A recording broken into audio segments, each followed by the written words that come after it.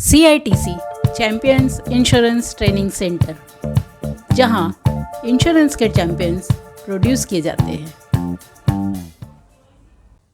IRDAI IC38 exam new syllabus. CITC Champions Insurance Training Center has developed this course material for insurance applicants appearing for IC38 examination based on revised syllabus IC38 prescribed by Insurance Regulatory and Development Authority of India।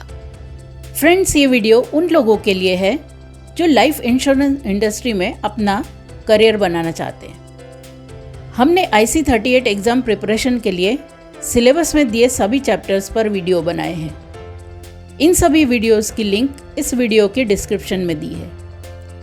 In videos में सभी topics आसान भाषा में समझाए गए हैं। इसके साथ ही हर एक चैप्टर पर क्वेश्चन एंड आंसर भी दिए गए हैं। यदि आप ये सभी वीडियो देख लेते हैं तो हमारी श्योरिटी है कि आप ये एग्ज़ाम 100% पास कर लेंगे। सबसे पहले जानते हैं IC38 एग्ज़ाम का पैटर्न। IC38 exam life insurance advisor बनने का पहला स्टेप होता है। ये एग्ज़ाम IRDA कंडक्ट करता है। ये एग्ज़ाम ऑनलाइन होती है। इसमें ऑब्जेक्टिव टाइप क्वेश्चंस होते हैं। हर एक क्वेश्चन के लिए 4 ऑप्शन दिए होते हैं, जिसमें से हमें एक सही ऑप्शन चूज़ करना होता है। इस एग्ज़ाम में 50 मार्क्स के 50 क्वेश्चंस होते हैं, जिसमें से हमें पास होने के लिए मिनिमम 15 मार्क्स लाने होते हैं। इस एग्ज़ाम में नेगेटिव मार्किंग नहीं होती है। दोस्तों, आज के वीडियो में हम चैप्टर 3 और 4 पर डिस्कस करने वाले हैं। इस चैप्टर में कस्टमर्स के कंप्लेंट के सॉल्यूशन प्रोवाइड करने के लिए गवर्नमेंट और IRDA ने कुछ इनिशिएटिव लिए हैं, इसके बारे में स्टडी करेंगे। अब तक हमने जाना कि इंश्योरेंस इंडस्ट्री ये एक्चुअली सर्विस इंडस्ट्री है। कस्टमर की अपेक्षाएं दिन ब दिन बढ़ती जा रही है। Continuous product innovation, level of service में सुधार करने के बावजूद कस्टमर की कंप्लेंट होती है। इन कंप्लेंट्स को सॉल्यूशन प्रोवाइड करना ज़रूरी हो जाता है। तो अब इस चैप्टर में government initiative to solve customer complaint के बारे में जानेंगे। Integrated grievance management system IGMS। यदि किसी पॉलिसी होल्डर को इंश्योरेंस कंपनी सेटिस्फैक्ट्री सॉल्यूशन नहीं दे रही है तो ये ग्राहक IGMS को अप्रोच कर सकता है। IGMS रिस्पेक्टिव इंश्योरेंस कंपनी को कंप्लेंट फॉरवर्ड करता है और कंप्लेंट ट्रैक करता है। Consumer protection act 1986। यह एक्ट कंज्यूमर के हित को ध्यान में रखते हुए बनाया गया है और 2002 में इस एक्ट में अमेंडमेंट लाया गया। कंज्यूमर प्रोटेक्शन एक्ट 1986 के मुताबिक 3 फोरम बनाए गए: district level forum, state level forum और national level forum. District level forum में 20 लाख रुपए तक कंपनसेशन क्लेम कर सकते हैं। स्टेट लेवल फोरम में 1 करोड़ तक कंपनसेशन क्लेम कर सकते हैं और नेशनल लेवल फोरम में 1 करोड़ से अधिक कंपनसेशन क्लेम कर सकते हैं। ये तीनों फोरम को सिविल कोर्ट के पावर होते हैं। द इंश्योरेंस ओम्बड्समैन, जिसे हिंदी में बीमा लोकपाल कहते हैं। इंश्योरेंस एक्ट के अनुसार सेंट्रल गवर्नमेंट ओम्बड्समैन की नियुक्ति करती है। ओम्बड्समैन पॉलिसी होल्डर की कंप्लेंट रिसीव करता है और उन्हें सॉल्यूशन प्रोवाइड करता है। यदि किसी पॉलिसी होल्डर ने इंश्योरेंस कंपनी को जो कंप्लेंट की है उसका सॉल्यूशन या जवाब 1 महीने तक नहीं मिलता है तो ऐसे पॉलिसी होल्डर ओम्बड्समैन को कंप्लेंट कर सकते हैं। Awards by ombudsman. यदि किसी पॉलिसी होल्डर की कंप्लेंट 3 महीने में सॉल्व नहीं हुई तो ऐसे में ओम्बड्समैन कंपनी को नुकसान भरपाई के ऑर्डर दे सकता है। इसे अवार्ड कहते हैं। ये अवार्ड की राशि 30 लाख से अधिक नहीं हो सकती है।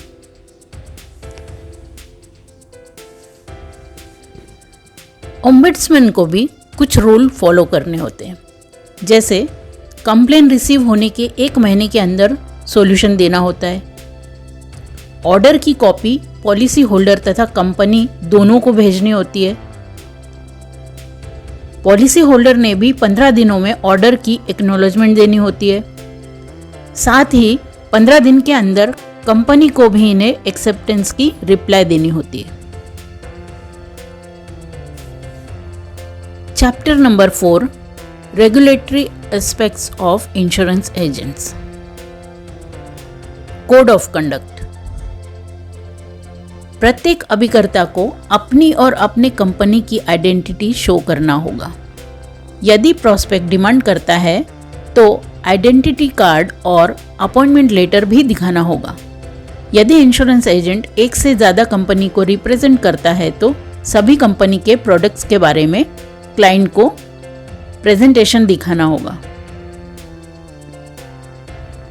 क्लाइंट की नीड को कंसीडर करके ही प्लान रिकमेंड करना होगा। अपने कमीशन के बारे में जानकारी देनी होगी यदि इस बारे में क्लाइंट पूछता है तो।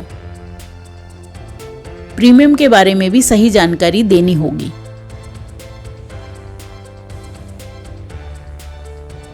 प्रपोजल फॉर्म में जो क्लाइंट की इंफॉर्मेशन कंपनी द्वारा मांगी जाती है उसके बारे में सही जानकारी देनी होगी।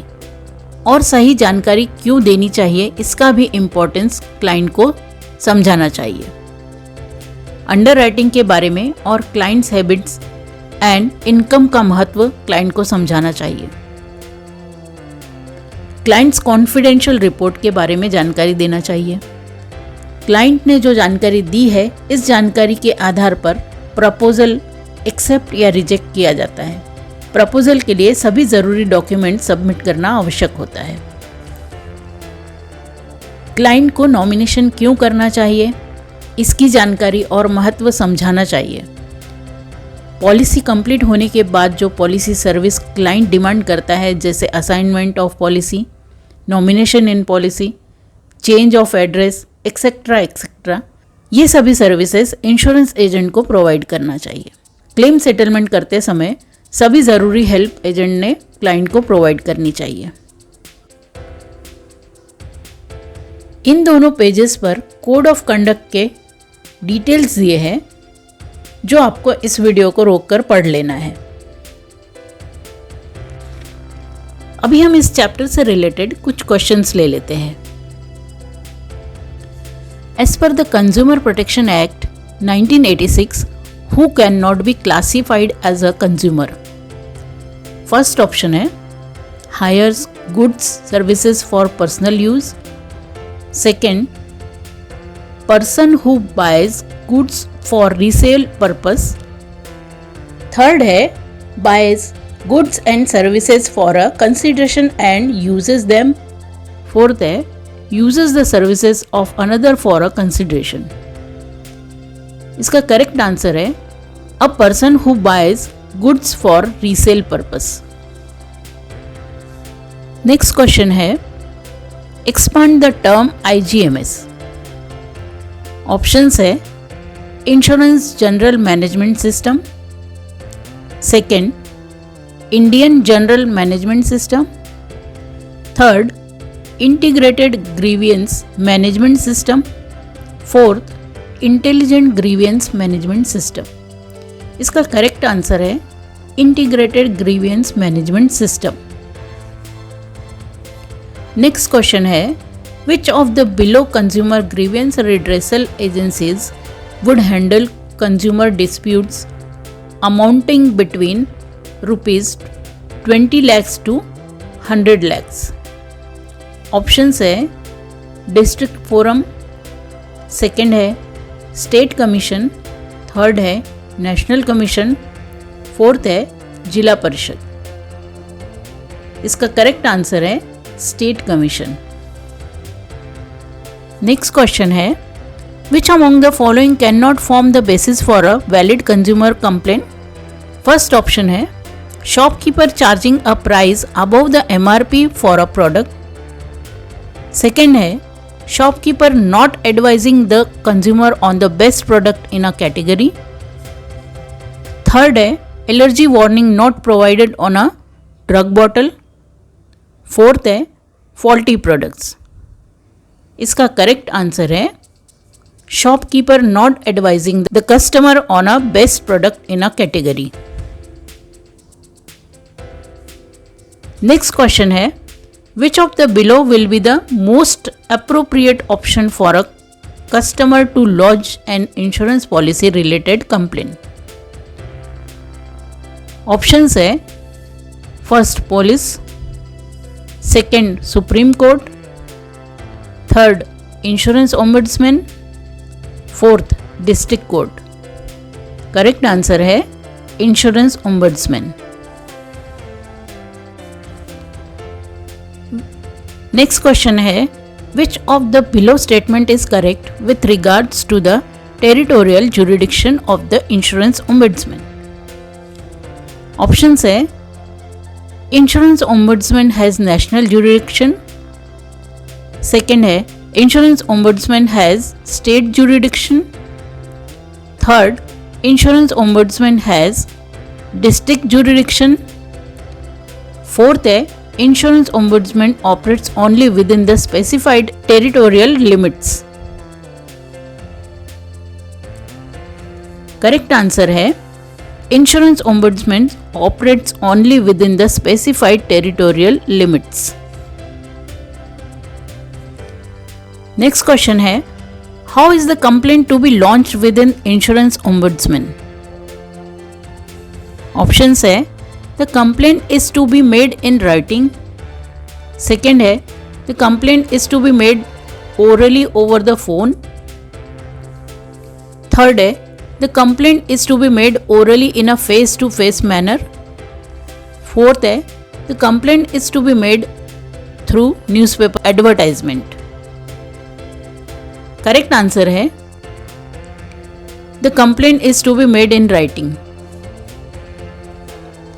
नेक्स्ट क्वेश्चन है, what is the time limit for approaching an insurance ombudsman?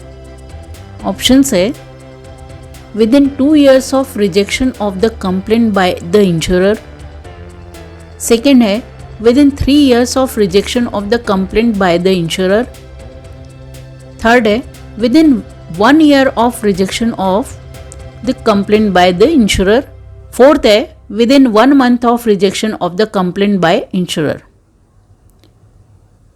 Correct answer है within 1 year of rejection of the complaint by the insurer। Next question है, which among the following is not a prerequisite for launching a complaint with the ombudsman? Options है, the complaint must be by an individual on a personal lines insurance. Second है, the complaint must be lodged within 1 year of insurer rejecting the complaint. Third है, complaint has to approach a consumer forum prior to the ombudsman. Fourth है, the total relief sought must be within an amount of rupees 20 lakhs. Correct answer है, complaint has to approach a consumer forum prior to the ombudsman. Next question है, are there any fee charges that need to be paid for lodging the complaint with the ombudsman? Options है, first, a fee of rupees 100 needs to be paid. Second है, no fee or charges need to be paid. Third है, 20% of relief sought must be paid as a fee. Fourth है, 10% of relief sought must be paid as a fee. इसका correct answer है no fee or charges need to be paid. Next question है, can a complaint be launched against a private insurer? Options है, complaints can be launched against public insurer only. Second है, yes, complaint can be launched against private insurer. Third है, complaint can be launched against private insurers only in the life sector. Fourth है, complaints can be launched against private insurer only in the non-life sector. Correct answer है, yes, complaint can be launched against private insurers. Next question है, the prime purpose of insurance regulation is to protect. Options है, first agent, second policy holder, third insurer, fourth none of above. इसका correct answer है policy holder.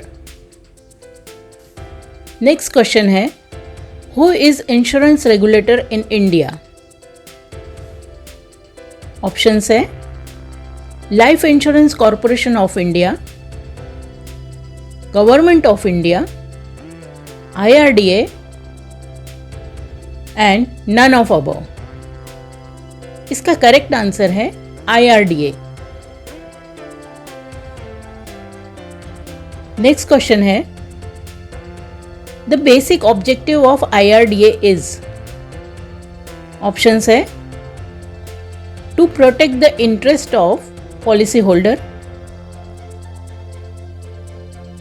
Second insurance agent, third insurance company, fourth insurance broker. इसका correct answer है to protect the interest of policy holder. Thank you for watching this video. इसी तरह हमने IC38 syllabus के सभी chapters के ऊपर एग्ज़ाम प्रिपरेशन के लिए वीडियोस बनाए हैं, जिसकी लिंक आपको डिस्क्रिप्शन में मिल जाएगी।